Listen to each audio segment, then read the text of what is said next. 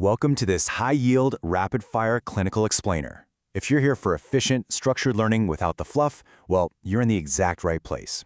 We're going to lock in the absolute essential foundations of clinical oncology and radiotherapy principles right now. All right, here's your roadmap for this explainer. We're covering 4 key areas: chemotherapy principles and toxicity, radiation therapy and radiobiology, complications of radiation, and finally, oncology pathophysiology. Let's get straight to it. Section 1. Chemotherapy Principles and Toxicity, High-Yield Clinical Pharmacology. Question 1. What is the primary toxicity of doxorubicin, also known as adriamycin? Options: A. Dilated cardiomyopathy. B. Pulmonary fibrosis. C. Hyperuricemia. D. Peripheral neuropathy. Or E. Liver toxicity. Okay, let's dive into this. The correct answer is A. The reason? Dilated cardiomyopathy.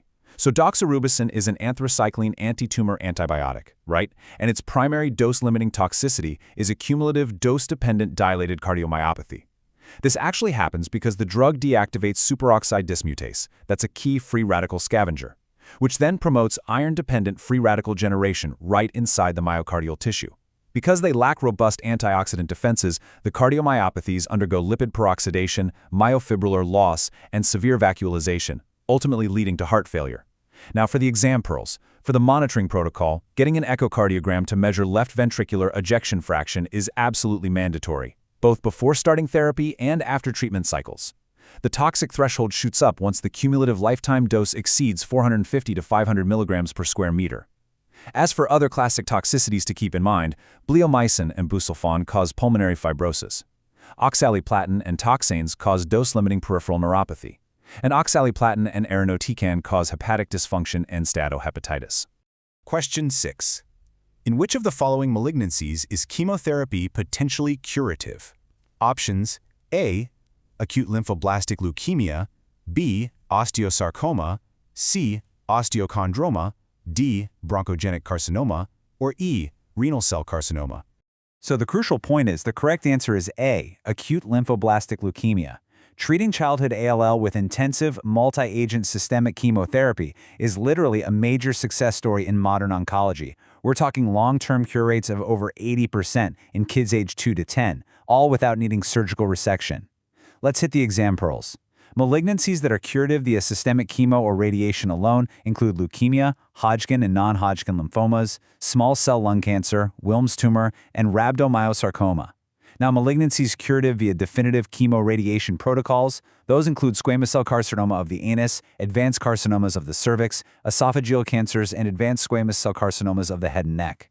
And just a quick note on osteochondroma, it's a benign bone tumor. You just monitor it or do a simple surgical excision if it's symptomatic, but absolutely never chemotherapy. Moving right along to Section 2, Radiotherapy and Radiobiology, Mechanisms and Modalities. Question 3.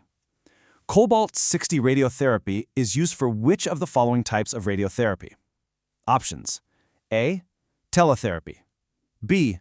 Brachytherapy. C. Incentive radio. D. Intracavitary radiotherapy. E. Contact radiotherapy. The correct answer is A. Teletherapy. Teletherapy refers to external beam radiation therapy, where the radiation source is kept at a calibrated distance away from the patient's body. Cobalt-60 is this radioactive isotope that undergoes beta decay and then emits high-energy gamma rays, specifically 1.17 MeV and 1.33 MeV. That makes it totally ideal for teletherapy units when targeting deep-seated tumors. Here are your exam pearls.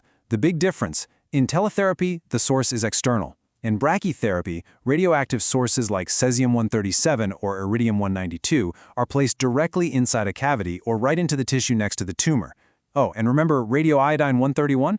That's an unsealed systemic radionucleotide taken orally to treat follicular and papillary thyroid carcinomas. Question 5. Which of the following tumors is least responsive to radiotherapy? Options: A. Malignant melanoma. B. Seminoma. C. Basal cell carcinoma. D. Tumors of the lower lip. E. Rectal carcinoma. And this brilliantly illustrates our point. The correct answer is A. The reason is malignant melanoma. You see, different tumors show vastly different responses to ionizing radiation based on their intrinsic DNA repair mechanisms, cell cycle distributions, and oxygenation levels.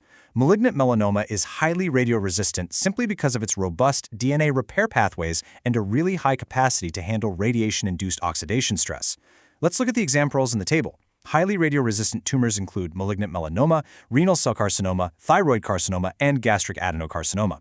On the flip side, highly radiosensitive tumors are seminoma, lymphomas, small cell lung carcinoma, and basal cell carcinoma. Now for chemo. Highly chemoresistant tumors map to malignant melanoma, renal cell carcinoma, and non-small cell lung cancer, whereas highly chemosensitive tumors include small cell lung carcinoma, Ewing sarcoma, neuroblastoma, and choriocarcinoma. Question 7. Which of the following is the most initial manifestation of radiotherapy evident on a peripheral smear? Options: A. Neutrophilia, B. Lymphopenia, C. Lymphocytosis, D. Pancytopenia, E. Anemia. Now, what's really interesting about this is the correct answer is B. The reason is lymphopenia. Tissues with high mitotic activity and rapid cell turnover are incredibly sensitive to radiation damage. Within the hemopoietic system, lymphocytes are highly sensitive to radiation-induced apoptosis. So the earliest change you're going to see on a peripheral blood smear after significant radiation exposure is a rapid drop in the absolute lymphocyte count. Let's break down the key exam pearls on the radiosensitivity hierarchy.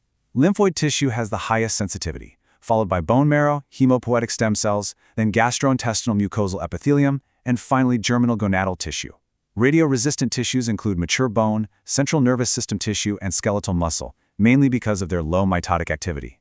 And the myelosuppressive sequence? Right after that initial lymphopenia, you'll see a drop in the myeloid lineage leading to neutropenia, then thrombocytopenia, and eventually anemia. Question 10. Which of the following is not included in the 5 R's of radiotherapy? Options: A. Reperfusion, B. Repair, C. Reoxygenation, D. Repopulation, E. Radiosensitivity. The correct answer is A. Reperfusion. The reason?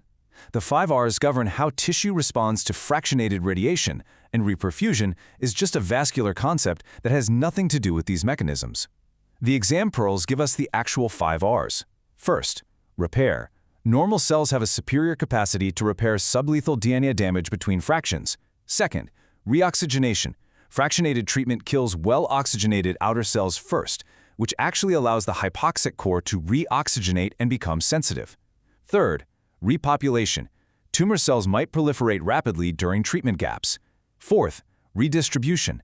Radiation shifts surviving cells into a vulnerable synchronized cohort. And fifth, radiosensitivity, which refers to intrinsic genetic vulnerabilities. Section 3. Complications of radiation, acute and chronic manifestations. Question 4. A 49-year-old computer technician receives irradiation to the pelvis for cervical cancer. 3 months after irradiation, severe rectal proctitis may be shown by the presence of which of the following? Options: A. Ulcers, B. Strictures at anal verge, C. Mucosa prolapse, D. Multiple telangiectasia and polypoid tumor, E. Free air under the diaphragm. The correct answer is A. The reason is ulcers. Pelvic radiation damages the surrounding rectal mucosa, leading to radiation proctitis. In the acute phase, so weeks to months post-exposure, direct mucosal injury gives you hyperemic, friable tissue that is super prone to focal sloughing and ulceration. These ulcers are transverse, they bleed easily, and they have neovascular telangiectasias right along the anterior rectal wall near the anal verge. For your exam pearls, keep the anatomical boundaries in mind. Radiation-induced rectal strictures are typically a late, chronic complication located higher up, about 8 to 12 centimeters above the anal verge, not right at the verge. And for the diagnostic challenge, on contrast barium enemas, chronic radiation strictures present with this irregular narrowing that very closely mimics an invasive rectal adenocarcinoma, which means it definitely requires a biopsy to differentiate. Section 4. Oncology Pathophysiology, Systemic and Environmental Drivers. Question 2.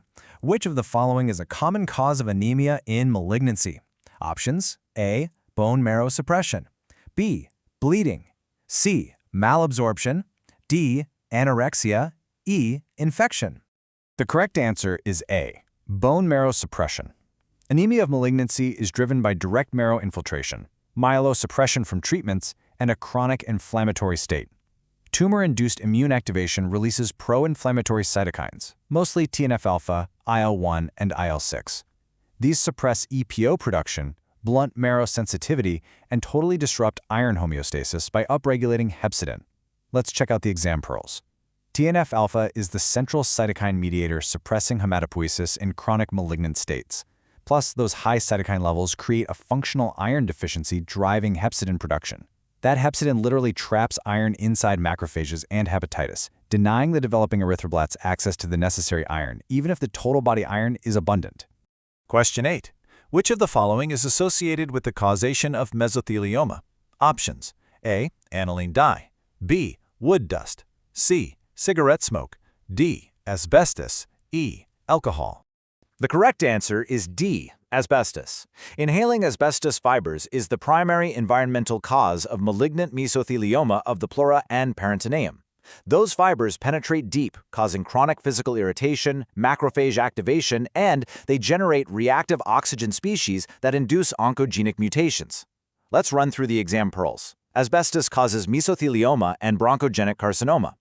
Aniline dyes, specifically 2-naphthylamine, cause transitional cell carcinoma of the bladder. Wood dust is associated with adenocarcinoma of the paranasal sinuses and nasal cavity. Schistosoma haematobium causes squamous cell carcinoma of the bladder. Helicobacter pylori drives gastric adenocarcinoma and MALT lymphoma. And finally, HPV 16 and 18 are linked to cervical, anal, and penile squamous cell carcinomas. Question 9. Most common malignancy associated with HIV/AIDS is options: A. Cervical carcinoma, B. Breast carcinoma, C. Lymphoma, D. Oat cell carcinoma, E. Kaposi sarcoma. Let's move to this last one and see how it builds. The correct answer is E. The reason is Kaposi sarcoma. Kaposi sarcoma is an angioproliferative tumor caused by human herpes virus 8. It's the absolute most common malignancy diagnosed in HIV/AIDS patients and serves as a classic AIDS-defining illness. The exam pearls detail the pathogenesis perfectly. HIV-induced immunosuppression impairs T-cell surveillance, which allows for unchecked HHV8 replication. This drives endothelial cell proliferation and angiogenesis, typically presenting as purple skin and mucosal nodules.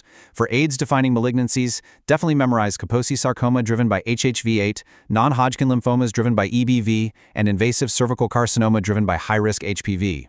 All right, that covers the foundational facts directly from the material. As we wrap up this explainer, I want you to consider this provocative final thought. How will our evolving understanding of these incredibly precise cellular vulnerabilities fundamentally shift the future of targeted oncological therapies? Thanks for joining, and keep studying hard.